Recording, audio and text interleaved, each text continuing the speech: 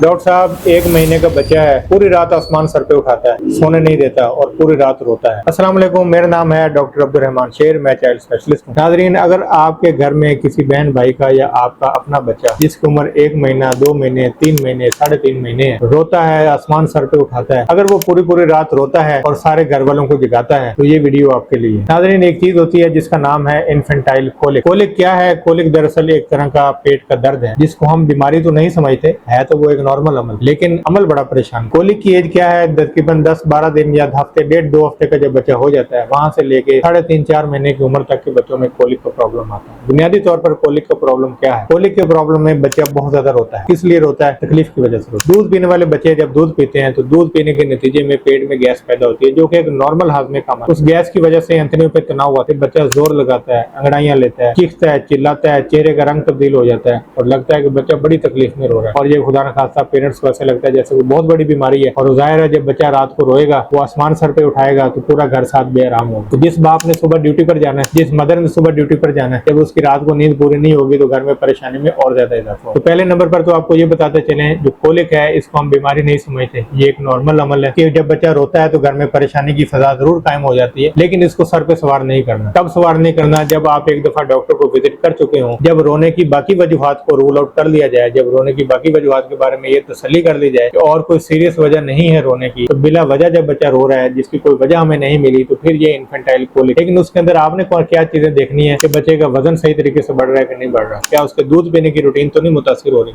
अगर वो दूध पीने की रूटीन उसकी सही है और बाकी आवर्स के अंदर, बाकी दिन के अंदर बच्चा ठीक रहता है, उसका कलर ठीक है, उसके सांस की रफ्तार ठीक है, उसके बॉडी के अंदर कोई पेन करने वाली चीज नहीं है, तो फिर ये इन्फेंटाइल कोलिक है। इसको आपने सर पे सवार नहीं करना। रोने की दीगर वजूहात क्या हो सकती है? अगर आपने बच्चे को ओवर रैप किया, गर्मी का मौसम है और हमने उसको 3 शर्टें पहना दी, या अगर सर्दी का मौसम है और हमने उसको टाइट कपड़े पहनाए, 3 शर्टें पहनाई, ऊपर से 2 कंबल में लपेटा, टोपी पहनाई, जुराबे पहनाई, सब कुछ उसको बिल्कुल पैक कर दिया, एयर टाइट कर दिया, तो क्या करेगा बच्चा? रोएगा, आसमान सर पे उठाएगा। वो आपको कैसे बताएगा मेरे कपड़े उतारें, मुझे इजी करें? वो हमें तो पता नहीं चलेगा, वो रोएगा, हम और ज्यादा कंबल में लपेटेंगे, शायद सर्दी लग रही। इसी तरीके से अगर उसको डायपर रैश बना हुआ, तो डायपर जो है अब इस टाइम एक मुस्तकिल बच्चे की जो है वो जिस्म का हिस्सा बन चुका हुआ है। वो डायपर बार बार लगाते हैं, उससे रैश बनता है, वो रैश बच्चे को पेन करता है। डायपर का जो मकसद है वो यूरिन और स्टूल जब आपका बच्चा करता है तो उसका मकसद ये है कि कपड़ों को खराब होने से बचाए। उसका ये मकसद नहीं है कि वो कोई स्टोरेज है कि 6 घंटे बाद आप डायपर चेंज करें, जब वो यूरिन से फुल हुआ है और वो आधा किलो उसका वजन हो गया है और साथ पोटी से फुल हुआ, वो जितनी देर यूरिन और पोटी बच्चे की स्किन के साथ इन टच रहेगी, उसको रैश डेवलप हो जाएगा। इसी तरीके से और वजूहत ये बात का हम कपड़े पहनाते हैं, कोई बाल की नोट लग जाती है, किसी धागे की नोट है, कपड़े में कोई चीज चुभ रही है, तो इसलिए बच्चा रोता है। तो रोने की दीगर वजूहत के बारे में जरूर तसल्ली कर देनी चाहिए।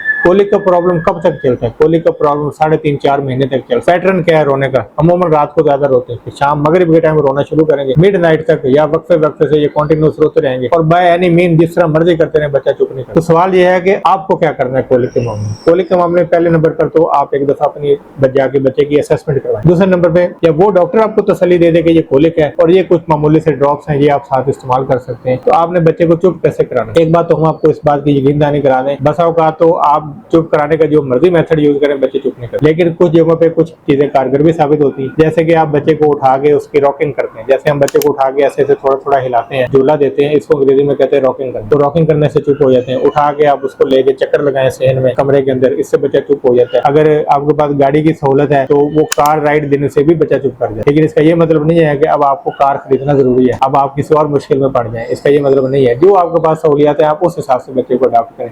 बच्चे को अपने हाथ के ऊपर उल्टा करके पकड़े, ठीक है, उससे उल्टा करके पकड़ने से उस पोजीशन बच्चे के लिए कंफर्टेबल होती है, उससे बच्चा बेहतर होता है। इस तरीके से बच्चे का टमी टाइम हो जाए। कुछ एक्सरसाइजेज होती हैं जिससे बच्चा फ्लैटस पास करता है, यानी कि गैस खारिज करता है, तो बच्चा इजी हो जाता है। और चंद घंटे बाद आप देखेंगे सुबह जब बच्चा सोएगा फजर के टाइम, तो ऐसा लगेगा कि ये तो इससे ज्यादा पुरसकून बच्चा कोई नहीं। तो ये कोलिक है, इसको ज़हन पे सवार नहीं करना है, ये एज के साथ ठीक हो जाएगा। जैसे ही बच्चा 4 महीने की उम्र क्रॉस करेगा तो उसकी रातें भी पुरसकून हो जाएगी और आपकी रातें भी। किसी और वीडियो के साथ इंशाल्लाह आपकी खिदमत में दोबारा हाजिर होंगे। Thank you so much.